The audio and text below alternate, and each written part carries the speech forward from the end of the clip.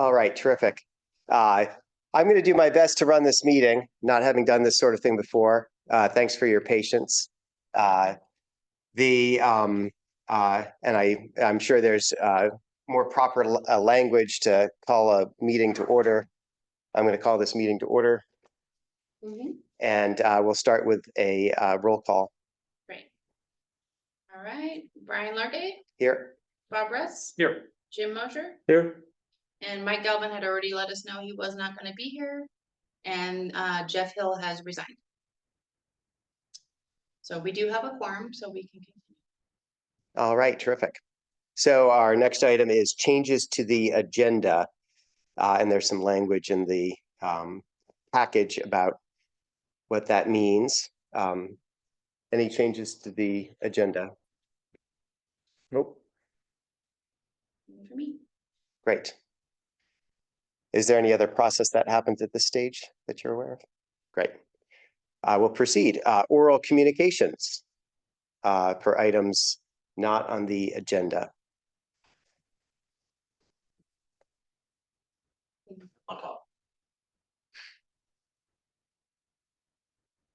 Hi, I'm Rick Solo.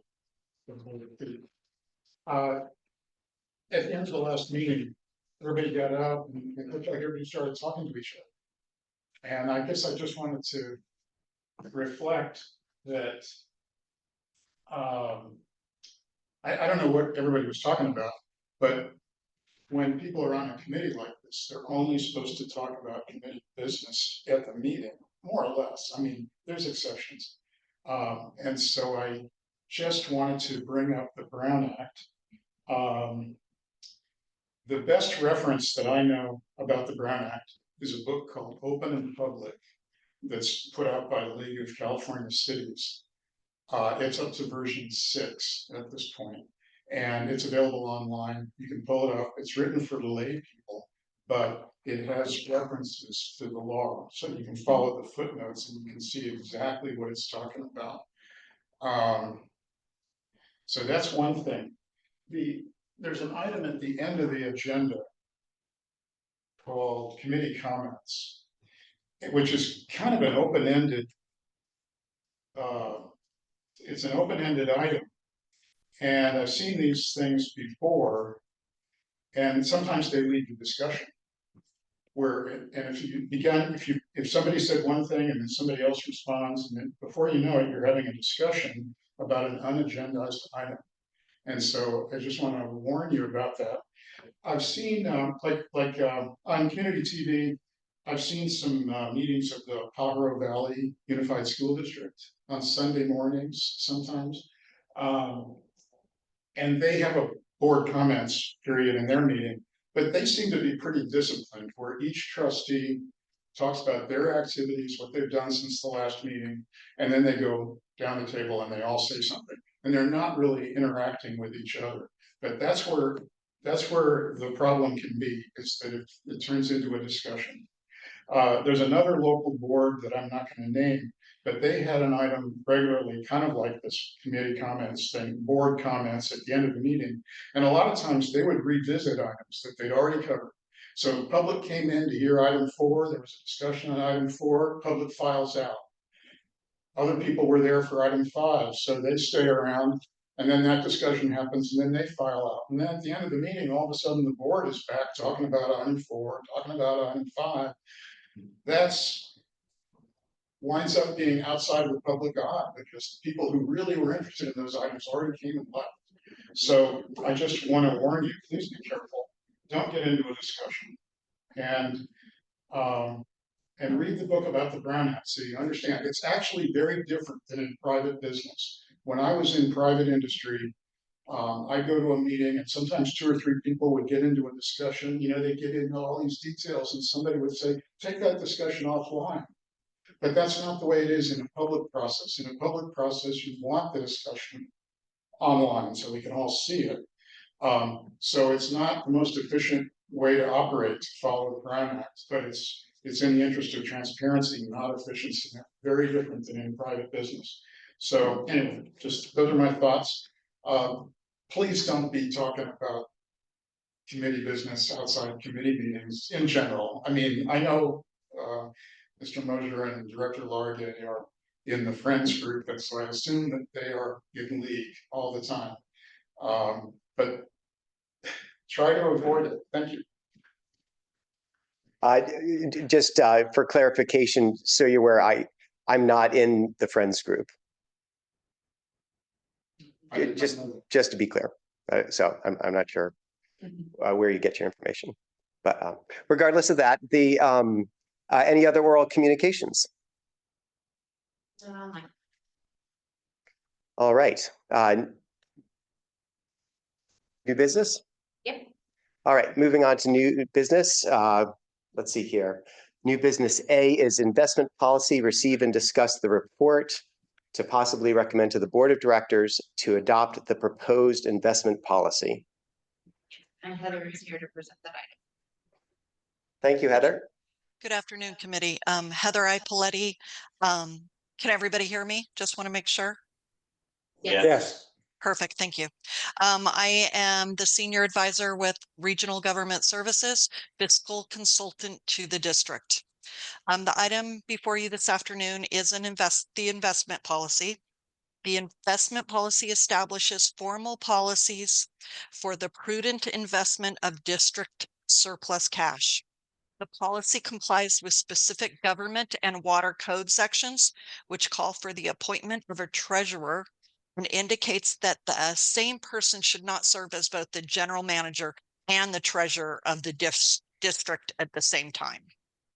On June 16th, 2022, the board adopted a resolution approving an investment policy effective for fiscal years June 30th of 23.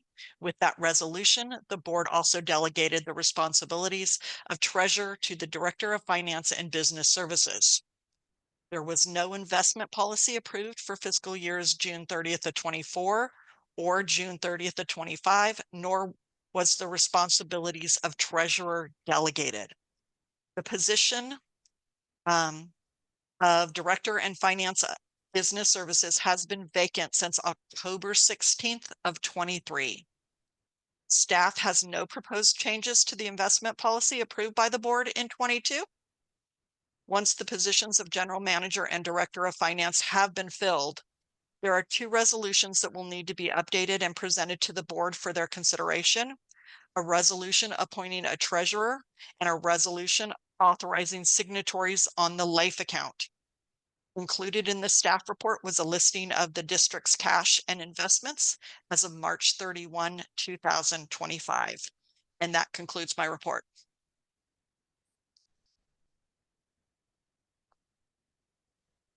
You guys have any questions?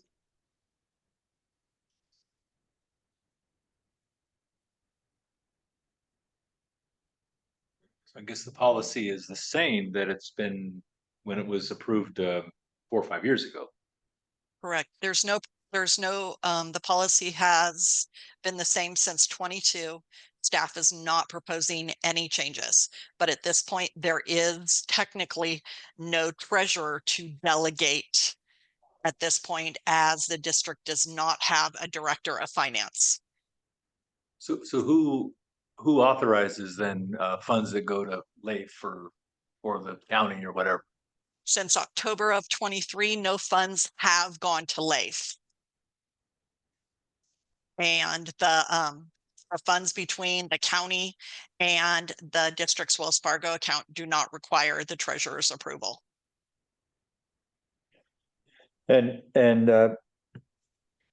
because you're not an employee, we wouldn't be able to delegate this That is authority correct. to you? That is correct. I am just a consultant to the district. No.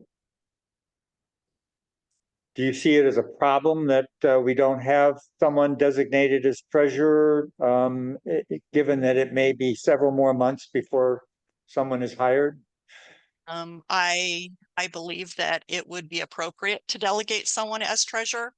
I actually had a conversation with the district's legal team about this matter.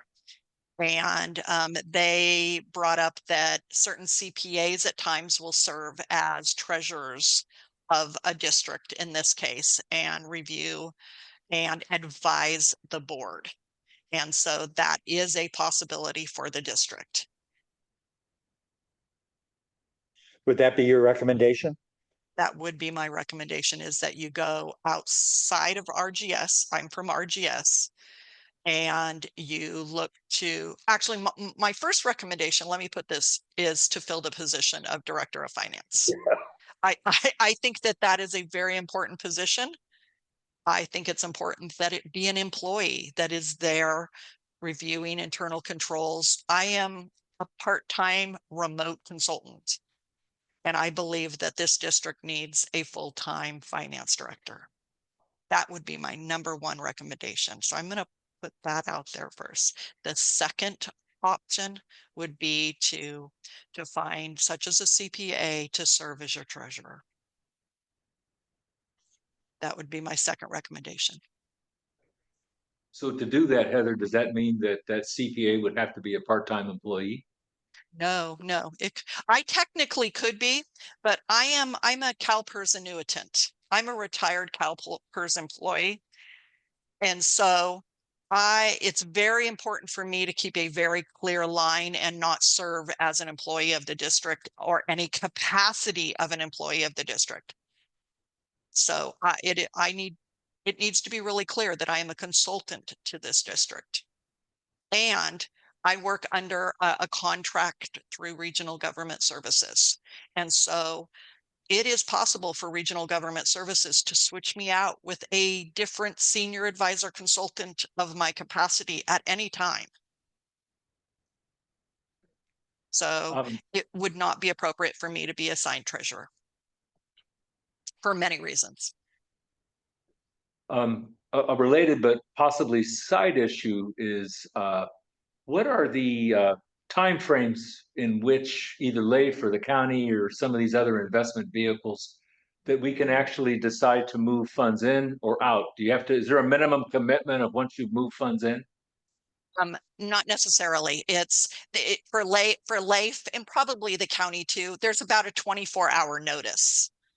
But other than that, the LAIF resolution that I might have included in the packet, I apologize, I don't remember, I think I did.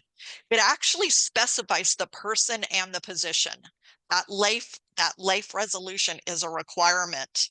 And so that's why I'm fairly confident and confirmed with Rachel that no funds have been moved from LAIF to the Wells Fargo account since the vacation of the Director of Finance and Business Services in October of 23 when I took over. And the reason I asked that question, Heather, is it just struck me from a cash management perspective that having over 5 million in the Wells Fargo bank earning zero, if we actually have the flexibility to move funds in and out, You do. why wouldn't we put 4 million in LAIF and earn a little money on it for a month, and when we need it, then bring it back? Well, right now, I'm not sure you could do that simply because you don't have an updated LAIF resolution, but you could do that with the county because it doesn't require such a resolution. Okay. And so the district could be doing that with the county. All right. Could we simply put it in a money market account or other higher yielding account than You 0%? could, like at Wells Fargo, something like that. Yes, you could. Yes, definitely. Is it the lack of a treasurer that has put us in the position of not having those cash accounts earning interest? Is that related? I believe it's more, I'm not sure if it's truly the treasurer or if it's more of a full-time finance director that you have access to 40 hours a week that's really looking at your entire financial picture. Sure. Yeah, I mean, just to put a number on the table, it's easily worth 200,000 a year right now, if that were the average balance that we have available. And even if it's an average of half of that, that's a non-trivial amount. It just seems like that's something we would definitely want to address. Absolutely. Your investment policy allows for that. Yeah. I mean, it's 6.5 million if you add up all of these 0% bearing accounts. Yeah, I was gonna ask the recovery surcharge, that's almost $1 million. That's getting zero interest because we haven't collected it yet, or it's sitting, No, just no, no, sitting, no, no. The sitting three in account, account? yeah, the two accounts, watershed endowment and the fire recovery surcharge are sitting in the Wells Fargo account. So if you I combine see. those three accounts, that equals the total Wells Fargo account. Well, I get the impression that that would fully cover the entire salary of a finance director, Close. close to it. Yeah. And maybe not benefits. And Heather, why haven't we done this? Time. It's again, you have one accountant on staff. You have me part-time.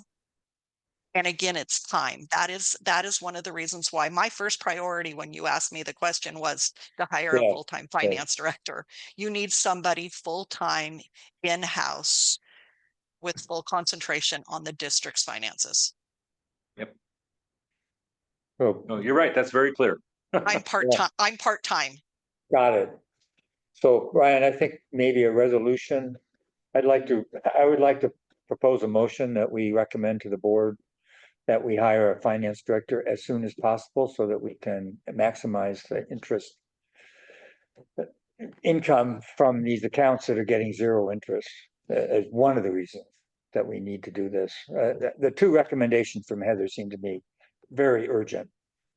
And maybe a slight amendment to that would be even for the board to resolve that that it authorize either Heather or whoever needs to be authorized to go ahead and place some of these funds in a money market. Because if it takes 2 or 3 months, we've literally lost $50,000. So the sooner the better. I mean, it's actually pretty big money. Yeah. I would just recommend that the board resolve to try to place this money as quickly as possible. So those recommendations certainly make a lot of sense to me. In terms of making a motion, maybe we could hold off on motions just for the moment. Okay, Well, it's just a recommendation to the board, so. right. And so I guess in terms of putting this money to work, Heather and Jen, as our acting general manager, it would seem that the recommendation would be along the lines of asking you, Heather, to work with you, Jen, to determine what an appropriate amount of funds to put to work, earning higher interest would be, and then execute that, whether it's an arrangement with the county or simply a money market account, acknowledging that there's probably a couple percentage point difference between the two. Would that be an appropriate recommendation that the committee might make? And I'll ask that of both Heather and Jen. Heather, what do you think? I think that is a good recommendation. I'm not sure that that's something that has to go to the board for that part of the recommendation. I think an analysis should be done about because again, you don't have staff on there managing your balance every day, right? Right. That's Okay, right. so You can't yeah, go as just in time as you might otherwise. correct. Okay, so I think a quick analysis can be done on what is the appropriate amount to leave in your Wells Fargo checking to cover I'm going to say your monthly expenses. And then the rest should be probably the quickest way would be to transfer it to your your Santa Cruz County fund and start earning that 4% interest. Are there monthly cash flow projections available, Heather, or that's not No, available? it is not available, at this point. It would be a matter of looking at your checking account and analyzing that and doing, figuring out 2 payrolls a month, and then what are your average bills. And then also your bank statements usually show like low balances, things like that. And so I would think that would be part of the analysis as well. Jen, do you have thoughts on that approach? No, I think that's a good approach. Me and Heather can definitely work on that. Definitely. Terrific.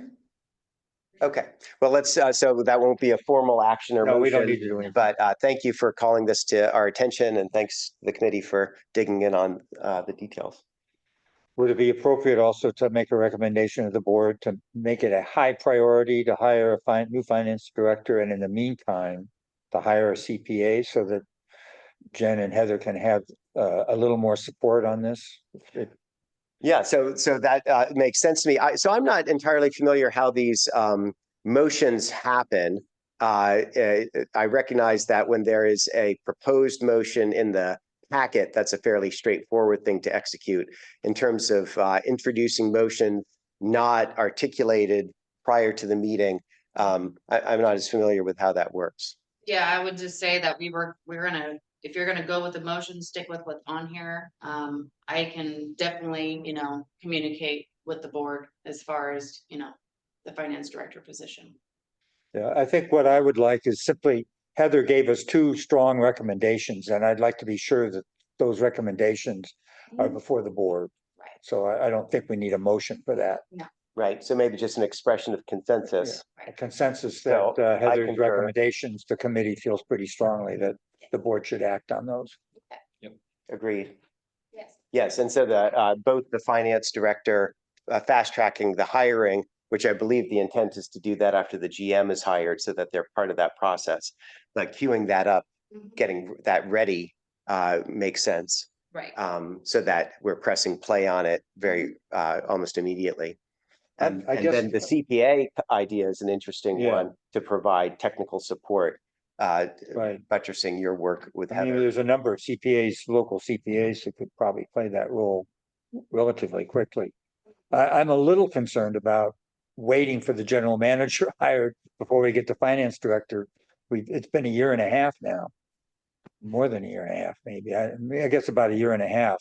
And Well, so the recruiting process Yeah. can initiate Right. now. right, yeah, we can get that. But I think that the interview, you want good chemistry there. Yeah, okay. So that would, can we have consensus on that as quickly as possible, allowing GM oversight of the hiring decision? Okay, I'll go with you on that. Mhm. Great, okay. Awesome. Thank you for that discussion. That's terrific. And then in terms of this specific item, we've been asked to, what have we been asked to do? To recommend to the Board of Directors adoption of the proposed investment policy. Could we have a motion on that? So Make moved. a motion. So moved. Second. And then we need to ask for public comment. Right, so we'll open the floor to public comment. The investment policy refers to district manager in a few places, and I think these things have been corrected so that they say general manager. So I think that change should be made. I emphatically agree with member Russ's comments about the millions of dollars that are earning 0% interest. But I guess what I don't understand is if district has an accountant who is an employee, why would you not just pick that person that's already an employee? Heather has said it cannot be herself, not because she's not qualified, but really because she chooses not to do it. The interim general manager can't do it because the water code says the treasurer and the general manager have to be two different people. So you've got someone on staff. I mean, I hate the idea that you've got a consultant doing the books right now, and then for some technical reason, we have to get another consultant just to play this role, which we've gotten along for over a year without that position. So I guess I don't understand at all why it can't be somebody in the business services department that's already here. And I guess I got one more thing, which I'm trying to remember what it is.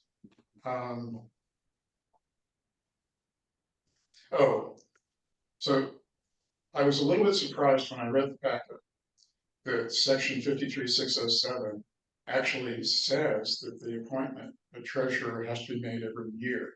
So the district is kind of out of compliance right now with section 53607.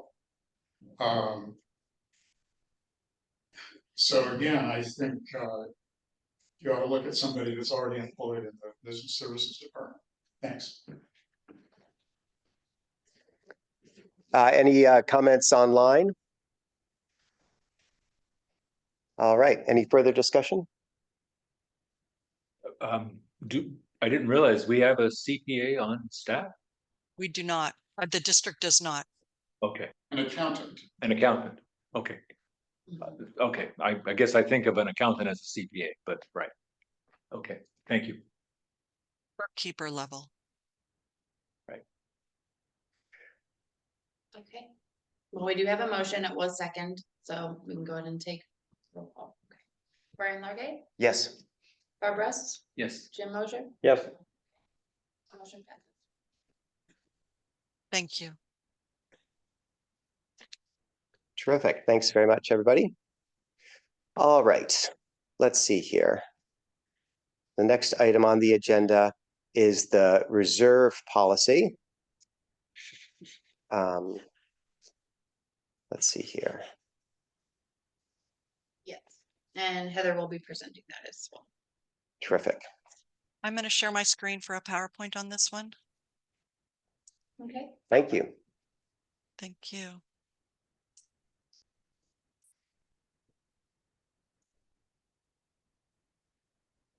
All right, okay. This is not a new item to this committee. It is at least the third time you've seen a version of this reserve policy.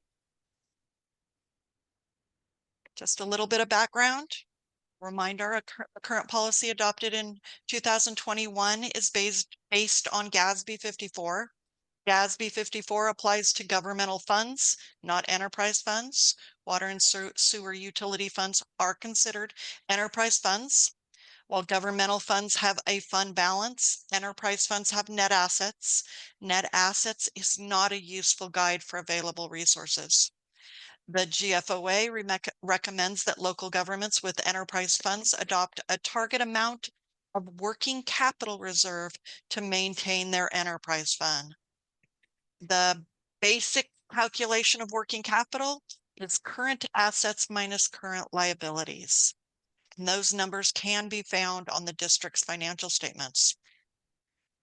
The current policy has 6 parts: an operating reserve, a capital reserve, a compensated absence reserve, fire surcharge restricted balance, debt service restricted balance, and the assessment district's balance.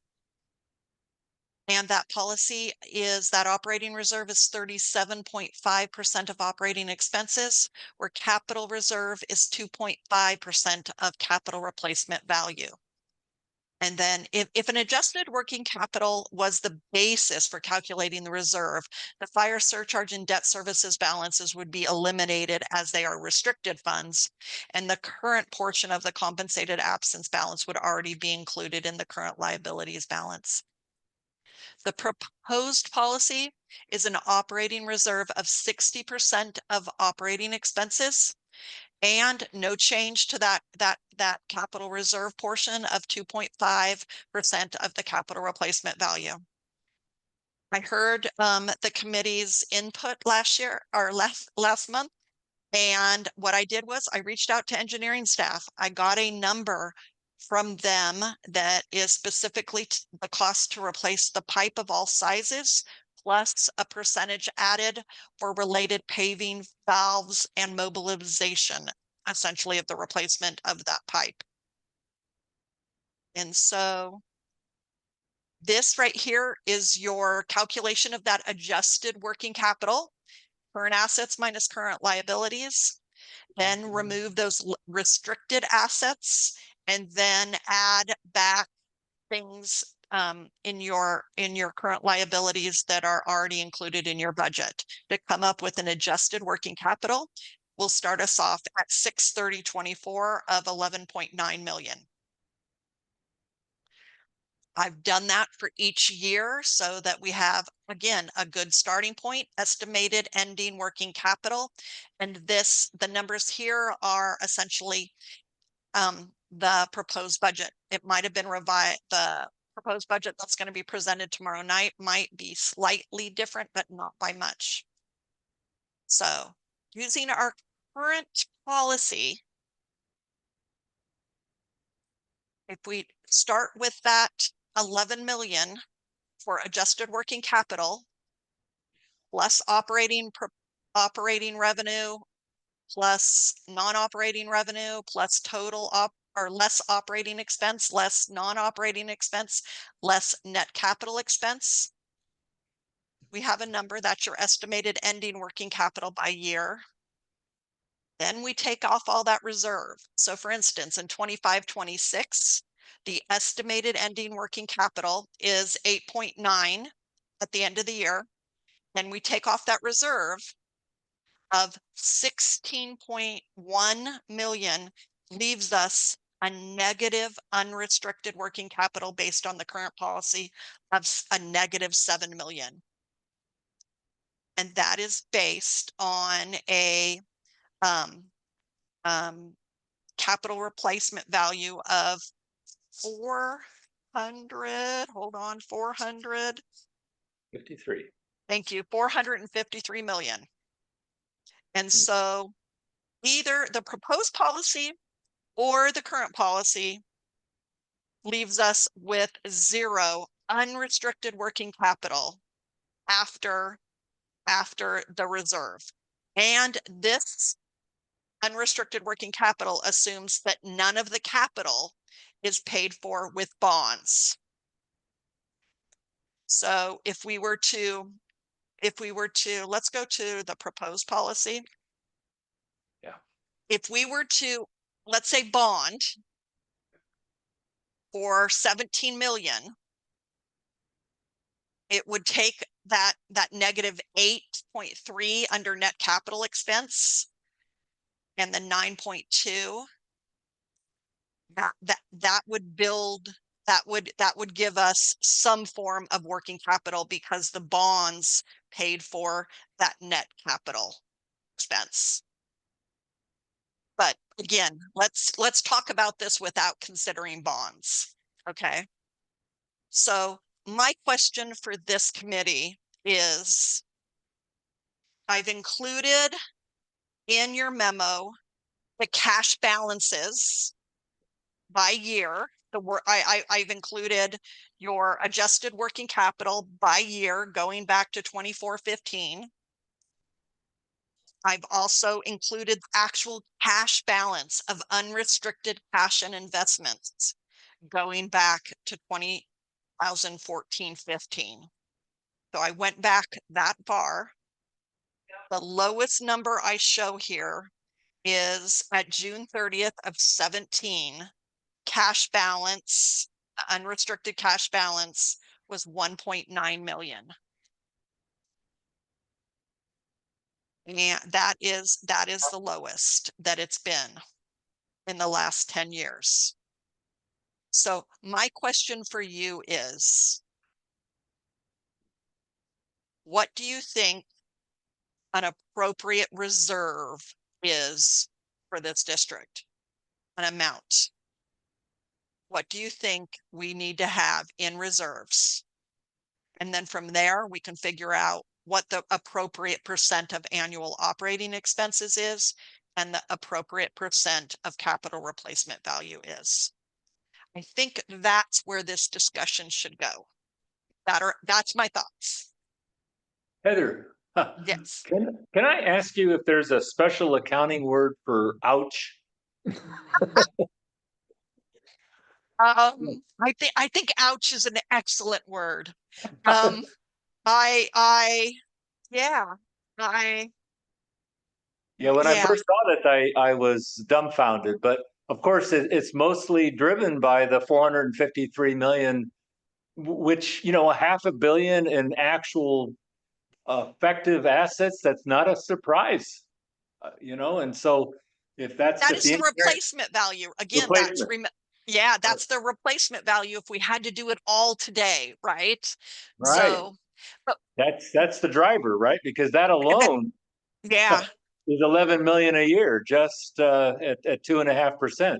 I think that's the driver as well as the amount of capital that is needed to be done, the amount of capital expenses over the next couple of years.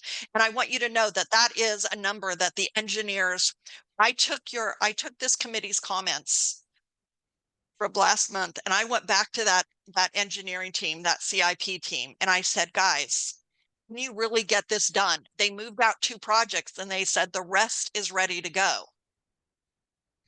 We're ready to, really dive into these projects and we can do them. And so I go, okay, so that is, I'm going to say, pared down net capital numbers. So Yeah, because our hope yeah. at the last month's meeting was that that we would have some enough unrestricted working capital that we could actually maybe delay the bond or do something that would help save some of that bond interest expense. And now, of course, The only way I see being able to do that is to essentially eliminate your let's say your capital reserve portion, right? And I'm not sure you want to do that. So I'm looking from this committee where you think that right balance is for recommendation to the board. And my goal is to take your recommendation to the board tomorrow night. Add that into my presentation. So Heather, maybe we can just have a dialogue and I can tell you how I'm looking at this and you can tell me if I'm looking at it correctly. Yep. You're the expert. The practice of assigning a percentage value, percentage of capital replacement value, the practice of assigning a percentage of operating expenses, those are general practices based on some industry standard, I would imagine. However, when I look at the idea that we have $500 million of assets scattered around the county, or excuse me, the district, I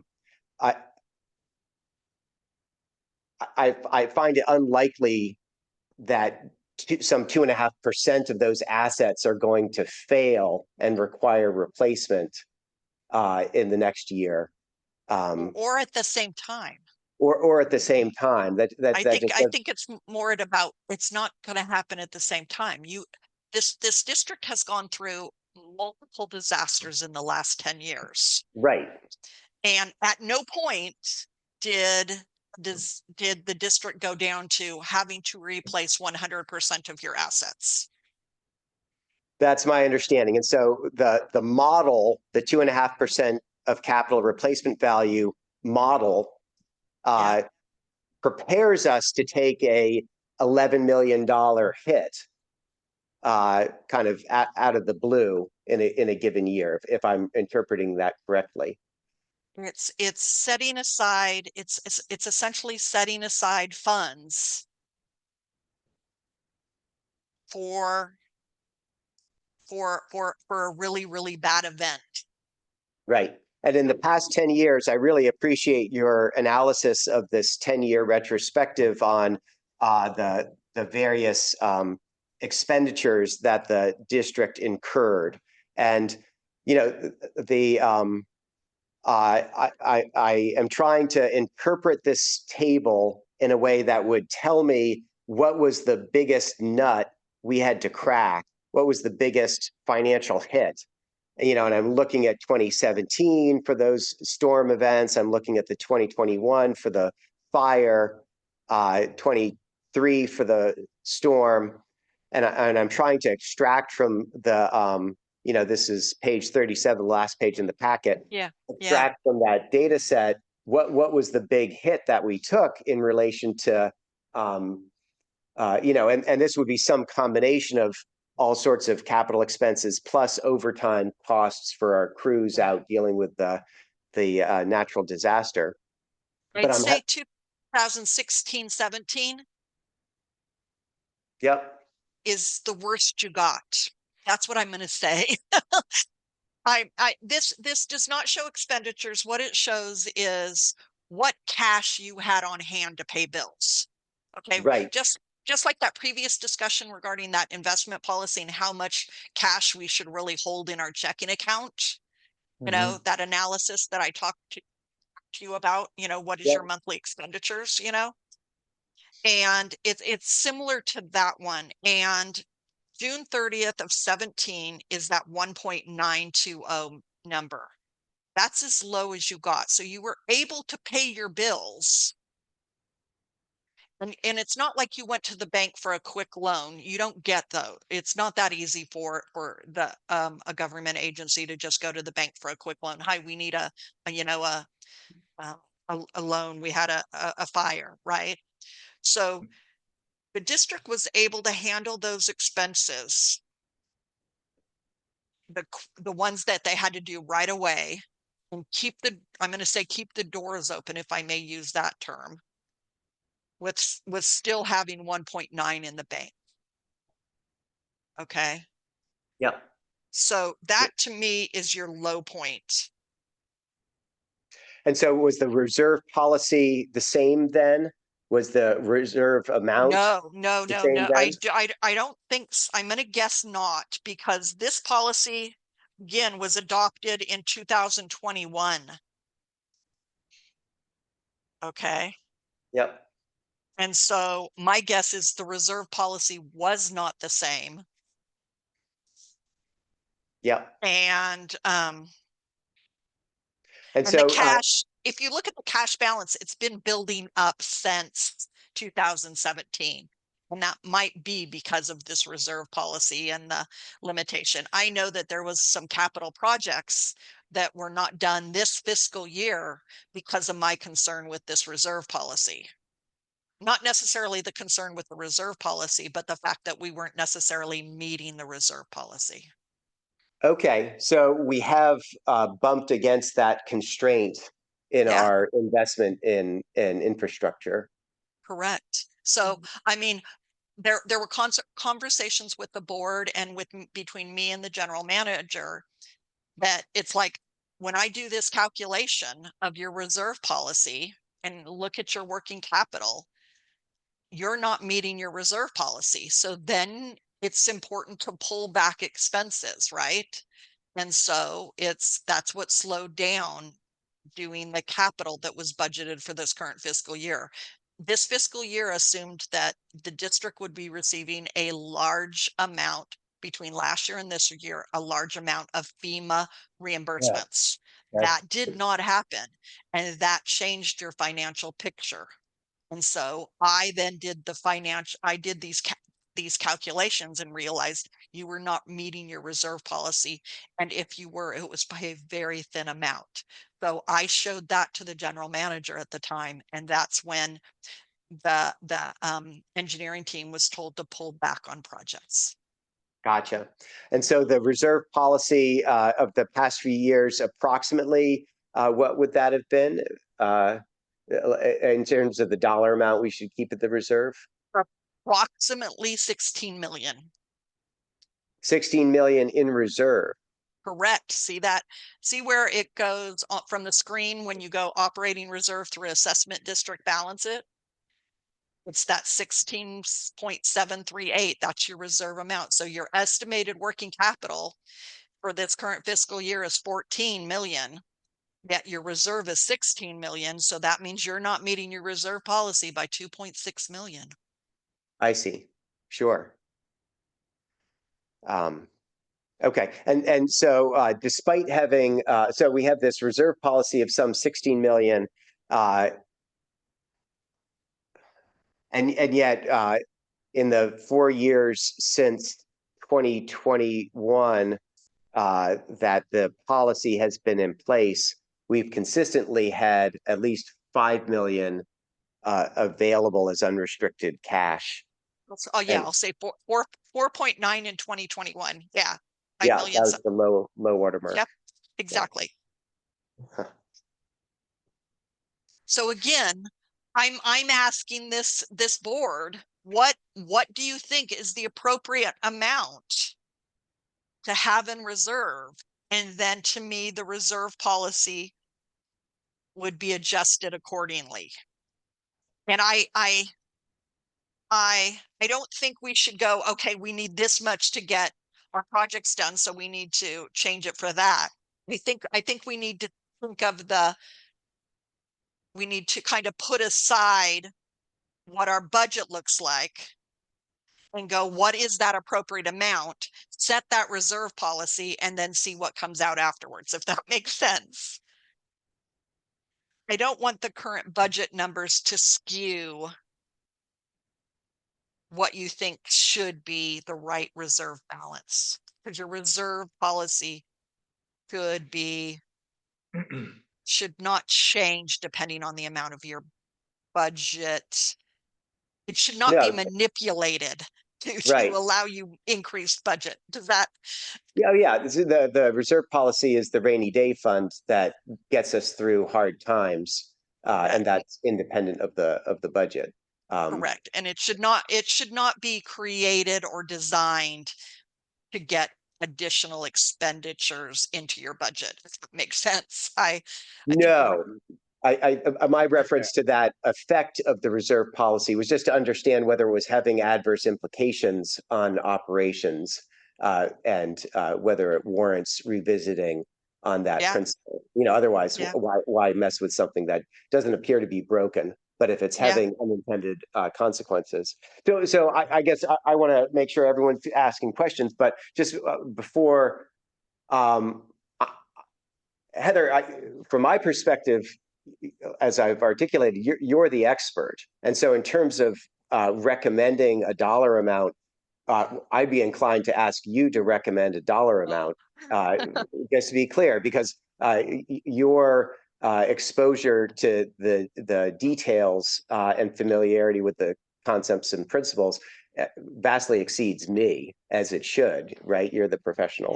Yeah. Yeah, But perhaps I've others on the committee have a different Yeah, take on that and have other questions. So, when this policy was established, Heather, did the replacement value, has that gone up a lot since the board originally decided on this policy? Was it half? It seems like $500 million.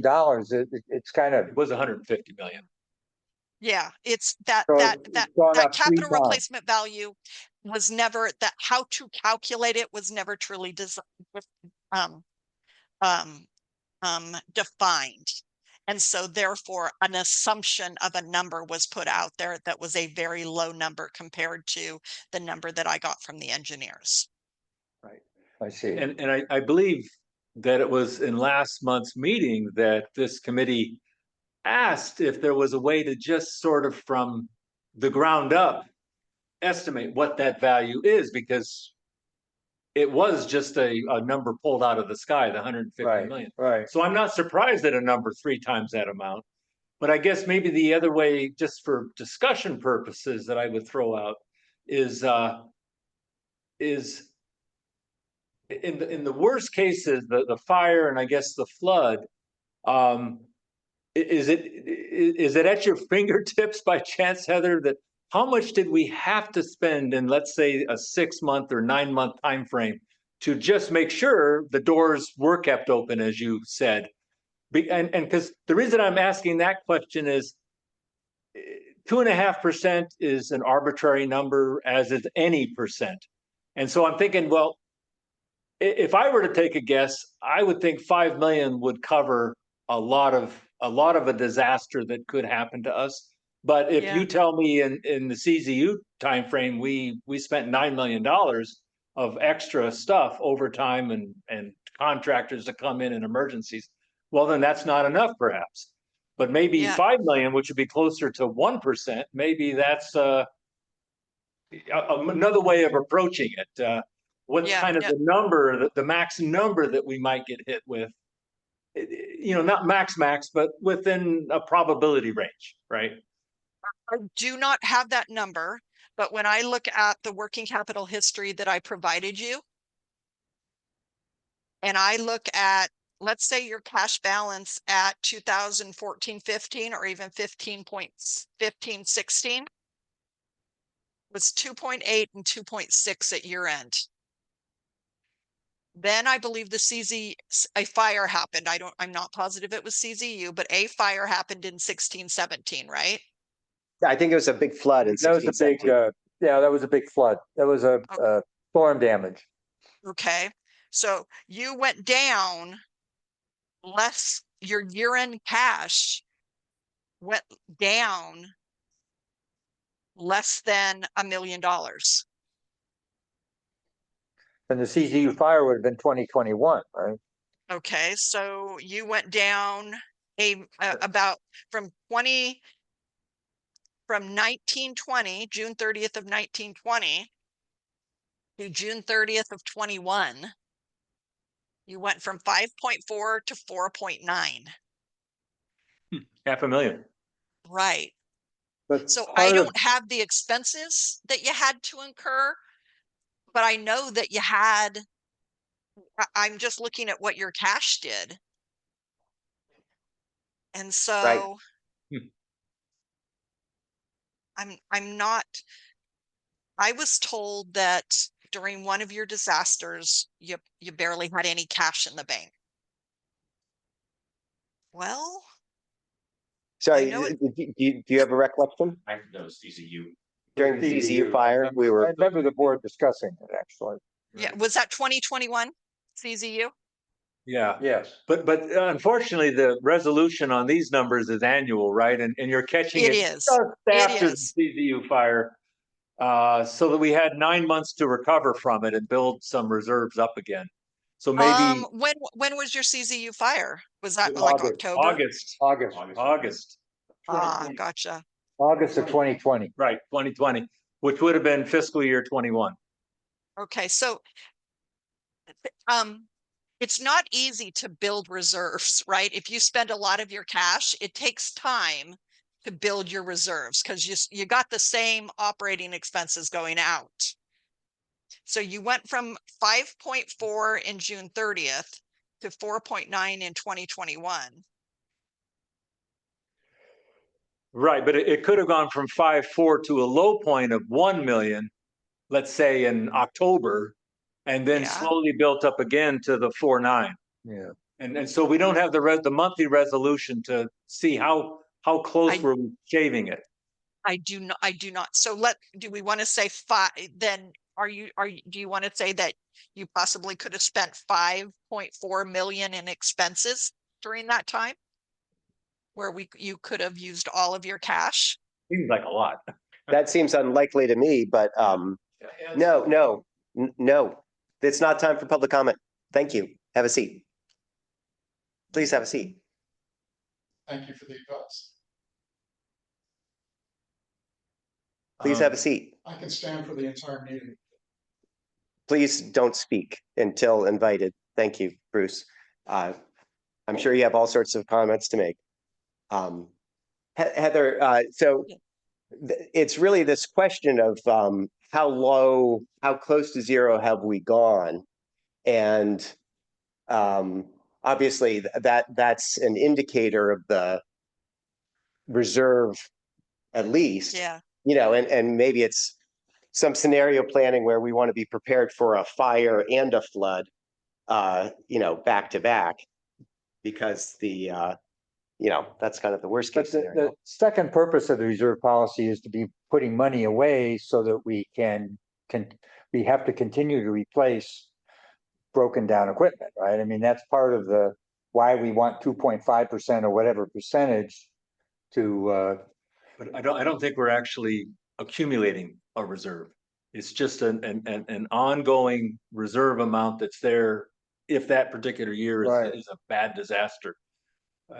It's not like a replacement fund, at least I don't believe it is. but Yeah. why are we using, so much of it has to do with replacement value. I thought that was just a way of estimating what your potential exposure is to damage to I your see. facility. So, and is 2.5% kind of an industry standard? Is that why we have that? No, I'm not going to say that it is an industry standard. I believe that that amount is, I put somewhere in the report, that's why I was looking for it.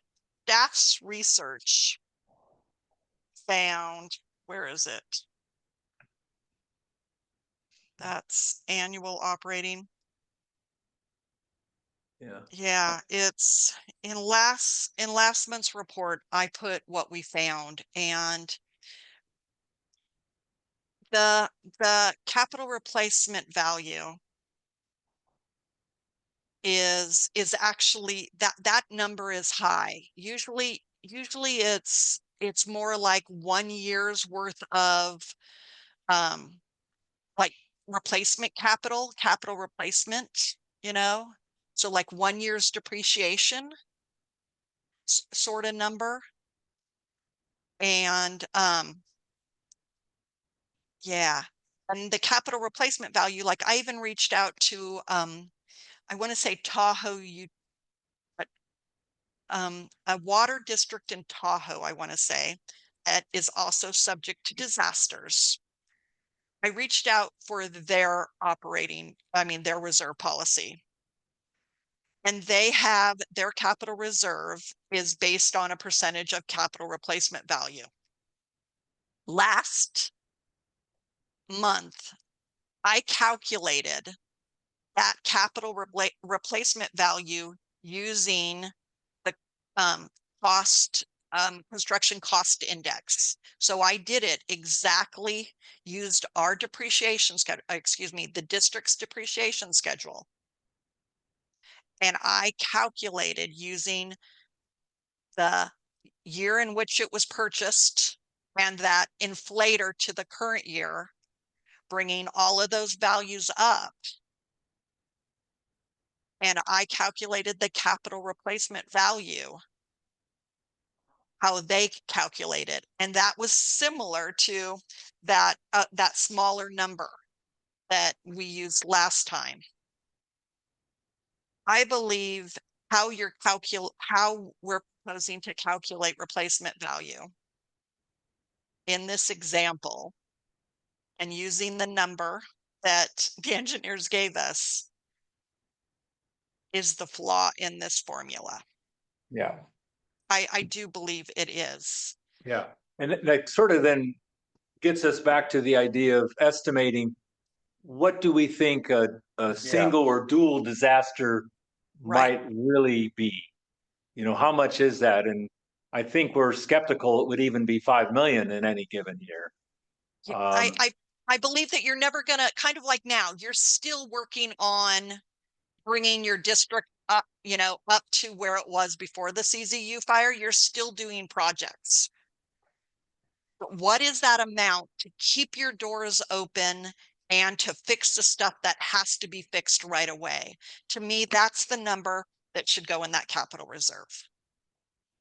So My that makes a opinion. lot of sense, That makes a lot of sense. yeah. So So that what's is the the best way to number. get at that number, Heather? I could probably work with staff to try to determine those expenses. I don't know what tracking was done. There's probably a work orders. So I could bring that number back to this committee next month, I guess.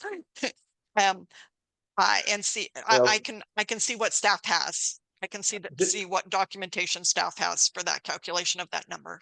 Yeah, I mean, just as a comment, Yeah. you know, depreciate, I mean, the 2.5% would be kind of a typical commercial depreciation rate because it implies you're replacing everything within 40 years. That's what that Right. really means, right? The inverse of Right. 2.5%. But Yeah. I think, and so maybe for a lot of stuff, pumps and that kind of thing, maybe that's true, but maybe for piping, it's not. Maybe it has a longer lifetime. I don't know. That would be an engineering question. But I assume that when I first saw the 2.5%, that's kind of what I had assumed that was from. But maybe that is too high a number for even depreciation. Yeah. I think the way this reserve is meant to work,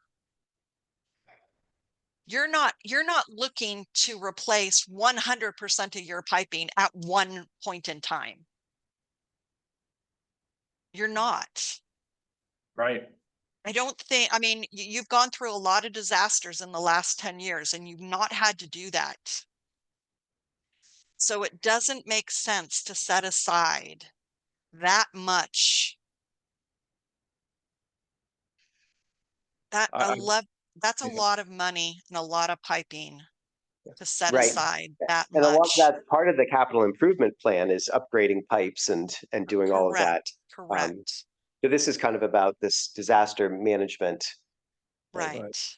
I mean, if we include the costs of fixing what happened during the fire, it's a big number though, It's a because, huge number. If you're Because looking at we're waiting- everything, yeah. because we have what, anywhere from 30 to $50 million for the replacing the pipes. Right. Yeah. And that so is were it your burned. concern, Jim, that having a lower reserve would mean a less capacity for the district to pay as you go to replace our infrastructure? But that's what I'm scratching my head about. Yeah. Because we're assuming that we're gonna get FEMA money to do that replacement, but we have to spend it first before we get the FEMA, and who knows if FEMA's gonna pay for it, so it just, I don't know, I'm just putting out my confusion. So Heather, if we have more money in the reserve than the reserve policy requires us to have, then would that money roll over into some other account that could then be used for capital projects? Yes, definitely. Yeah. So essentially you calculate your working capital and that gives you your total working capital less amount held for reserves is the amount that if a budget amendment needs to be done for a capital project. So if, let's say that 25, I'm gonna go to the, well, let's just stay in the current policy. So if you go to that number, that 77, that negative 7.2. So if that was a positive number, let's say it was a positive 2 million, okay? That is what I would call unrestricted funds, funds that are available for the board to spend as they see fit, whether increasing programs such as, you know, what is watershed education, or increasing, you know, their budget on capital to be able to do an additional capital project, right? So that number, that 7.7, that negative 7.2, if it was positive number, that's the money that is available for the board to do additional projects or additional programs, or, you know, does that make sense?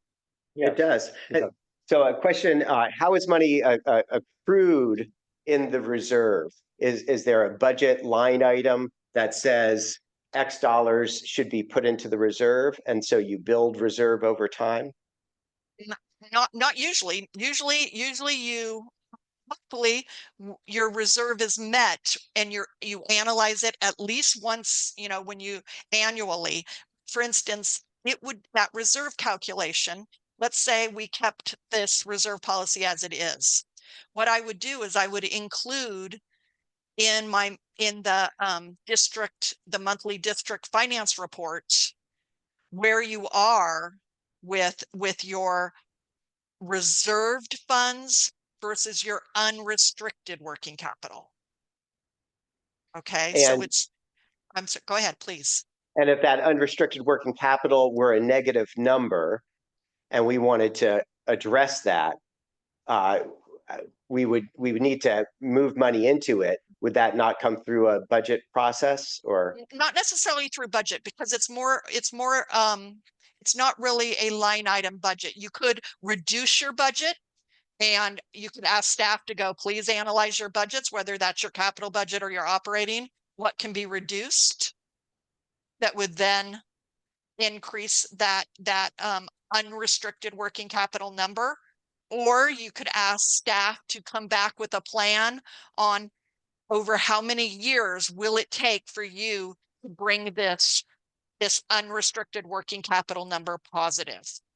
I believe in the proposed policy, it talks a little bit about if the reserve is not met, how it's staff and the general manager are supposed to work with the board to come up with a plan to bring that working capital, unrestricted working capital amount positive over time. And if I understand, and forgive me if my language isn't precise, but so it's essentially trying to run a surplus budget where revenue exceeds expenses for some period of time to bring that back into the positive. Correct. Gotcha. And it's the board going, okay, we want to see this brought back within, we want to see that the reserves are replenished. Well, here it is. Even in this proposed policy, it says in any event where reserve is drawn below the target minimum, a report shall be prepared containing the reasons for withdrawals and any impact to programs or rates due to such withdrawals. The reserve shall be replenished over a maximum 3-year period to the established or reestablished target as directed by the board, except for the operating reserve, which shall be replenished within 2 years. So what this policy is proposing, that if any point the reserve is not met, the capital has 3 years to come up to that target minimum. The operating reserve has 2 years to come up to that target minimum. And so that's staff's job to go back to their budgets and go, okay, this is what I'm proposing to cut in our budgets to bring it up to that target minimum. Thank you. So Heather, as I understand it now, when the board set this policy, they thought that the replacement value was about 1/3 of what we're now saying it is. That 2.5% was not an industry standard, but they used that in connection with what they thought the replacement value was. So that is correct. And the policy has worked for us since they've adopted it. So perhaps what we need to do is readjust the 2.5% in reflection of the fact that the replacement value is so much higher than was anticipated.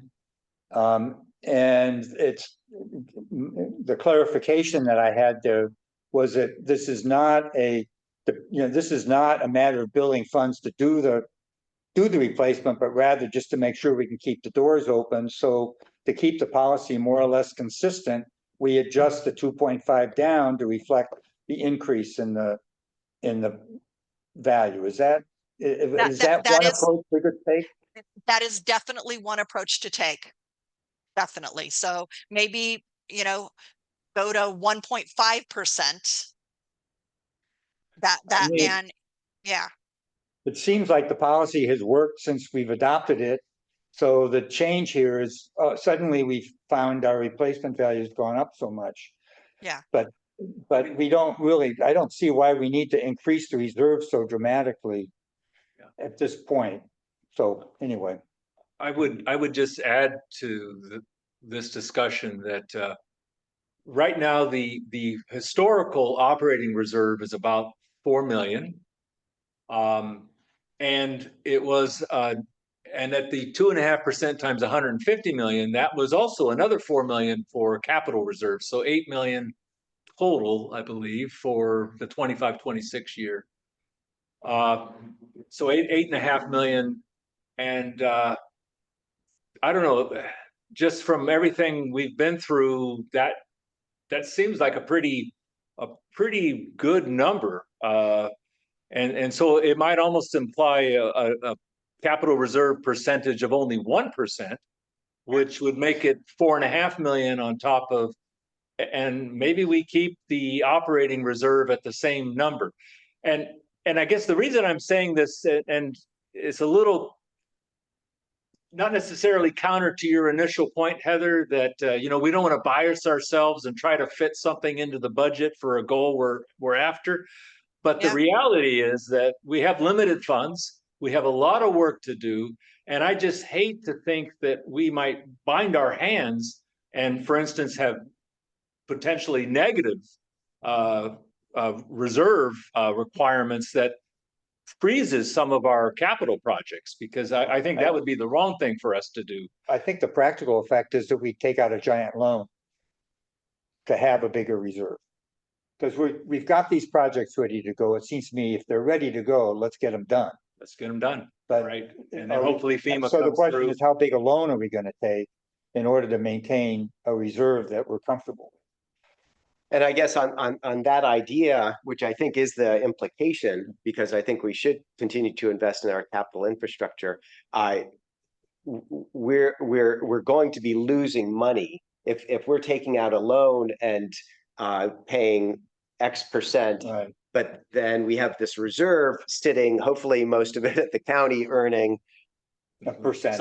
something, but probably less by a few points. Yeah. Then then we're unnecessarily paying interest, paying more interest than we're getting back in. So I think that, I like the idea of calibrating the percent of capital reserve to a number that's more reasonable than 2.5%. But I would, to circle back to where we were 15 minutes ago, very much like to have that, whether it's 1% or 1.5% or whatever, be representative of some historic data about what we've paid to get through the disasters. Yeah, I agree. So maybe that would be, if a strategy, Heather, would be to talk to the technical team, figure out how expensive those disasters were, and then come up with a proportionate percentage of the capital reserve. The only problem with that is that we're still paying. For the CGU fire, we still have tens of millions of dollars of damage to deal with. Yeah, I guess that's my question. Thank you. That leads me into my next question to ask for clarification. When I'm going back to staff and asking them what costs, are we talking about just the cost to keep the doors open and those immediate couple of months, 2 to 3 months worth of expenses after a disaster occurs? Or are we talking about the expense to bring it from point of disaster all the way to complete recovery, which for us is taking, for the district is taking many years? What costs are think you it's just a asking short- for from me? Yeah. We think it's just a short. Yeah, it's Yeah, what for do the we reserve have fund, to yeah, do you're in right. those 3 to 6 months to keep the doors open, keep Yep, water flowing, okay. and make sure it's good water. Yeah, that's what the reserve is for. Okay. Right. Okay. So yeah, That's what I agree. So that's Okay. what I wanted to make sure you guys and I were on the same page. Okay. terrific. And so unforeseen costs that I guess anything that requires permits, we're not talking about, right? Because or anything that can be, if you can do it with an emergency permit, then it counts, right? Because sometimes we Yeah. need emergency permits to fix a bridge or something like that in an emergency. Yeah. But if it's the kind of thing that gets set aside for a multi-year engineering and regulatory review and capital construction project, then it's not. That's not what this reserve is for, as we understand it. Yes. I'm guessing right. just looking at your numbers, Heather, that the CZU fire in terms of emergency cost us 3 to 4 million. That's my guess. And so it'll just be interesting to see what the engineering folks, when they tabulate it, over time and just hiring contractors to make emergency pipe repairs and that kind of stuff. What is it?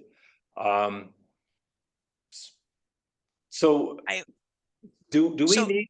Yeah, I'm sorry.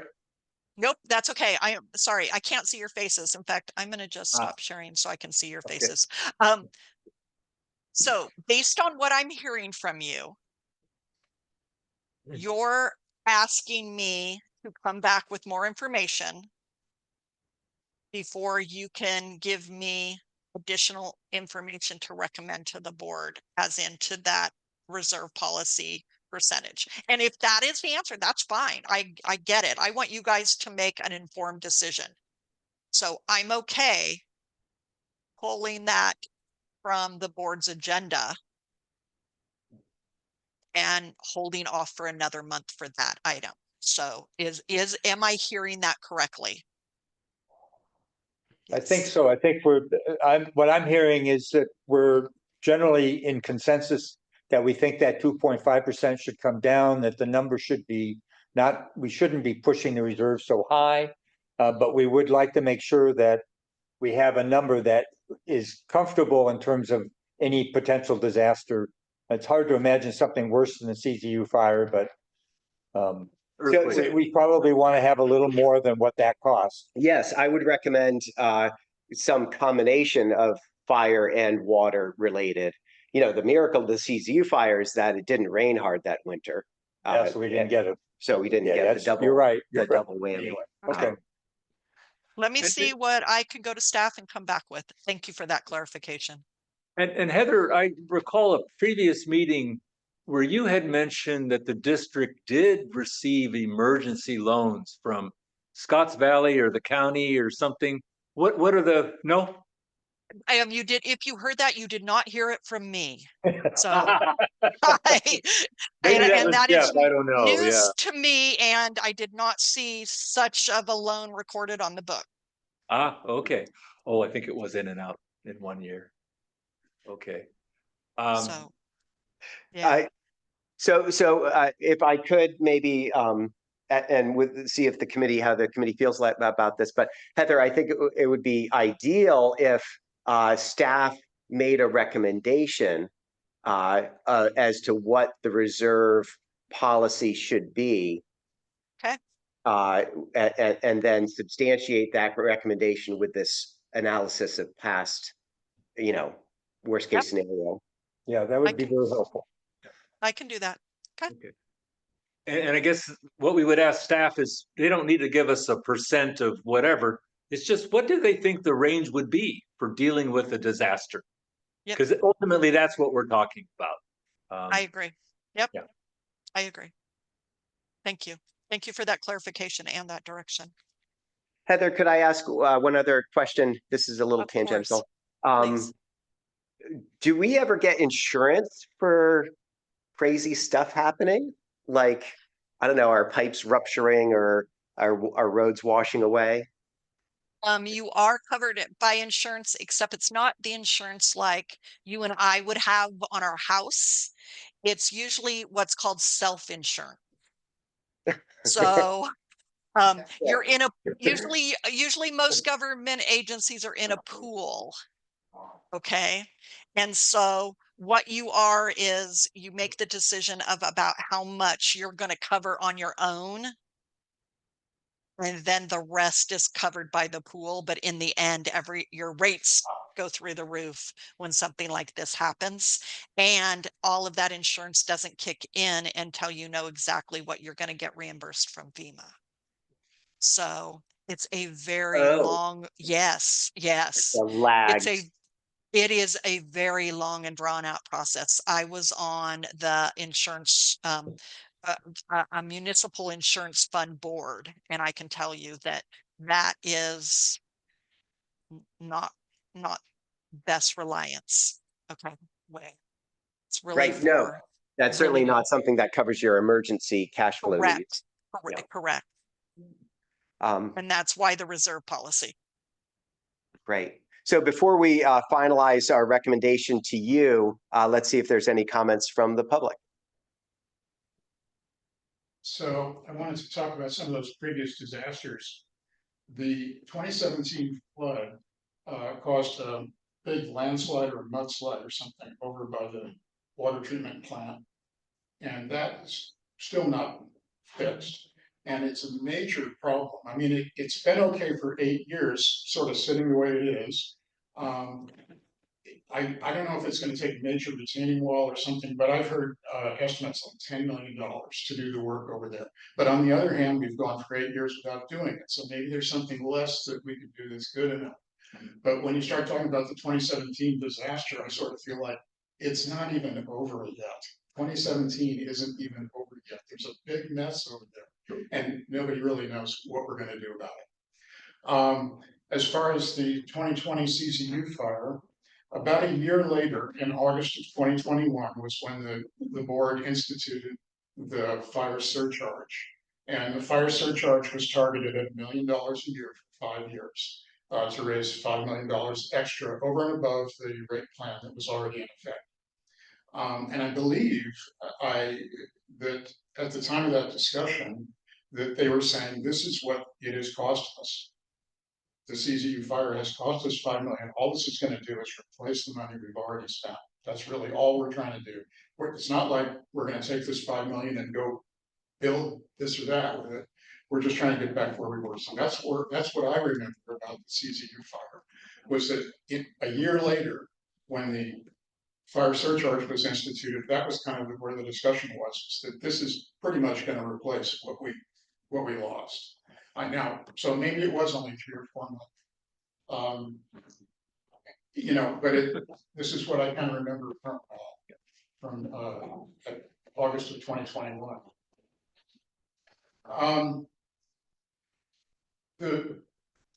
A month ago, when I saw that replacement value of 150 million, I looked at the map here, and it shows, last time I looked at the map, it's got 190 miles worth of pipe. And I said 190 miles times $1 million minimum. And I guess I kind of felt like I got pushed back and thrown out, you know, really, that was outrageous that I would say that. Now I feel a little bit more vindicated. If the engineering staff was here to talk about the 453 million number, I guess some of the questions I would ask first, that's just for pipes, right? What about everything else? Is it really 500 or 600 million dollars? It sounded in the description like it was only about pipes. So that's one thing I would add. What about tanks? Is tanks included? Because to me, tanks are the next big expense after pipes. Oh, by the way, I do believe pipes will last much more than 40 years. And so my question, I guess, to the interim finance director would be, all those mains that were just replaced in Boulder Creek, 12-inch mains that were put up Highway 9 and other areas around here, those must be have been put into use and they're being depreciated now. So what's the depreciation schedule for all the mains that got built recently? Are they being depreciated over 30 years or 40 years or some other amount? So what I've always felt about this particular reserve policy is that the so-called capital reserve is standing in the way of actually doing capital replacement. And that's what I think Mr. Russ was saying. When I saw that picture up there showing $11 million, what's being said here is we need to maintain this $11 million.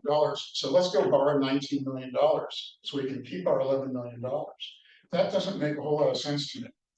The 2.5% figure, I think that's an accurate figure for how much the district should be spending every year on capital replacement. Every single year, year after year after year, that 2.5% needs to be spent. So that on average, you're keeping up with the overall disintegration of all the assets. And so when I see that in the reserve fund policy, it's kind of like saying that annual expense that we need to make every year, we're just going to put it in the bank and say, and be proud of it, and say that's our reserve and we're proud of it. But really, that's standing in the way of actually spending the money this year on that. So I don't even think there should be a capital reserve line item in that reserve policy. I think you should have an emergency line item, and that should be somewhere like around 3 or 5 million based on past experience. And then you're probably good with the 37.5% operating reserve the way that it has been. You don't need to raise the operating reserve if you bring up an emergency reserve. But I don't think this capital replacement reserve is a good idea the way that it's framed, because it's about 1/40th. And as Mr. Russ pointed out, that's exactly what you need to do. If your average lifetime of assets is 40 years, you need to replace 2.5% every year. This is different than a school district. You know, in a school district, they've only got a few schools and they last at least 30 years. And then you got to build a whole new school or you got to renovate a whole new school. So you have a big, huge expense, you know, maybe every 10 years or so. But this district isn't like that. This district needs to be doing upgrades every single year. It's like a heartbeat. It's like a heartbeat that just has to keep going, be sustained year after year after year. So when I see a policy like that says this 2.5%, which I know that's the annual expense that you need to be making, we're going to reserve that and not spend it. That just doesn't compute for me. So I do think it's good to have an emergency reserve. I think it's good to have the operating reserve for the times when you have a revenue shortfall. But the capital replacement, I think we should get on with the capital replacement and not try to have a capital replacement reserve. Thanks. Okay, so any further comments Nope. on our recommendation to staff? No. Nope. Yeah. All right, so Heather, do you have any questions for us before we wrap on this agenda item? You're muted. You're muted. Thank you. Sorry. I do not have any further questions and I do appreciate your clear direction. Thank you. Great, thank you. And thanks so much for all of the detailed analysis. My Thank you. understanding of this whole issue is I- greatly enhanced by the work you've put into Yeah. it. And Mine also. Thank you. Thank you. Thank you very much.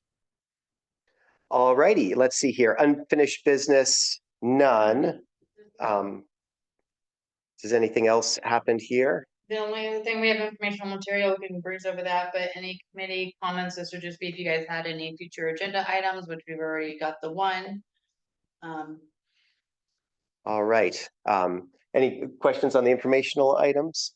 I just, I guess, this whole discussion, I'm so unfamiliar with the infrastructure in the district. Is it possible for me to be taken around and, spend an hour just looking at the, water filtration and some of the tanks and stuff like that? Is that possible? We can probably connect with Chris, he's our environmental Okay. planner and he's. Right, I met Chris last week. Yeah, Yeah, he would okay, probably be the one to contact with it. okay, that's great, thank you. If that's something that staff is going to spend time on, maybe it would be worth extending the invitation to other committee members and doing a field trip of sorts, not on this committee. We wouldn't want to, but on different committees and cap it to up to 2 from each committee or something like that. If you schedule it, I'd like to come with you. So Okay, yeah, I mean, I'm just listening to this and 190 miles of pipe and all kinds of tanks everywhere and it's like, Yeah. I just want to get nothing like kicking the tires. Right. So, yeah, Excellent. okay, thanks, Jen. Okay. Committee, that's a committee comment. Yep. Great.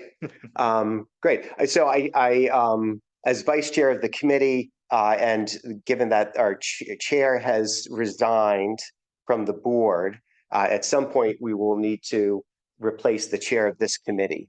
And I imagine that would be something for the next agenda item, or excuse me, next meeting. Or Yeah, thereabouts. it would, depending on when the board makes their decision, yeah, it could be that or the next meeting in July, potentially. Right.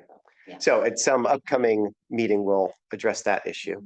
And then in the interim, it's our current practice in the committee to not have any time limit cap on public comment and to except for a 5-minute cap at the beginning. Insofar as chair, I'm going to propose that we have a 2-minute cap for all public comment on agenda items, just to keep these meetings moving along. I don't think we need to be spending an hour and a half covering 2 agenda items. Okay. So I'm going to recommend that we adopt that as a policy, and we can discuss that at a future meeting. Okay. Great. All Any other comments at this point? Nope. All right, we'll adjourn. Do Yeah, we do some process for that? we can just adjourn. It is 4:29. Oh, do I get to comment on Terrific. that? I'm not sure that you do. No, I mean, I don't know, so I guess we can allow it, but it'd be 2 minutes. Or 3 minutes is the standard, I should say. Does the committee chair agree that I can comment? I defer to staff. Go for it. Well, I just want to point out that I am entitled to comment on every item. And so you're not allowed to adjourn the meeting without having public comment. Lovely. Do you have further comment? I think a 2-minute limit is pretty small. I'm the only one here. And if the meeting took an hour and a half, I don't think it's because of what I said. Alrighty then. Thank you for your comment. Any other comments? Anyone online? No. Alrighty. We are adjourned. Thank you. Thank you. 4:30.